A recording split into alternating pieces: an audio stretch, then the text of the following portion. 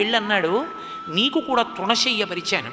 అదిగో గడ్డి వేశాను, లక్ష్మణ నువ్వు వెళ్ళి పడుకో, మేము ఉన్నాంగా, మాకు ఈ అరణ్యం యొక్క ఆను పాను తెలుసు, మేము ఉండగా రామచంద్రమూర్తిని ఎవరేం చేస్తారు, మేము కాపు కాస్తాను రాత్రంతా తెలివిగా ఉండి, నువ్వు పడుకో అన్నాడు. వెంటనే లక్ష్మణుడు అన్నాడు, కథం దాశరథం భూమౌ శయనే సహసీతయా శక్త్యా నిద్రామయా లుబ్ధుం జీవితం వా సుఖానివా. ఏమిటయా పడుకో పడుకో పడుకో పడుకో అంటావు, ఏం పడుకోను, మహానుభావుడైనటువంటి రామచంద్రమూర్తి మా నాన్నగారు పిల్లలు లేక లేక లేక లేక అశ్వమేధయాగం చేసి పుత్రకామేష్టి చేస్తే పుట్టినటువంటి వాడు,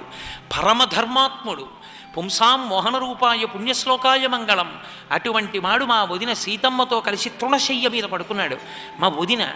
బంగారు తల్లి, జనక మహారాజు గారి పెద్ద కూతురు, దశరథ మహారాజు గారి పెద్ద కోడలు, రామచంద్రమూర్తి ఇల్లాలు, లక్ష్మణ భరత శత్రుఘ్నులకు వదినగారు, అటువంటి తల్లి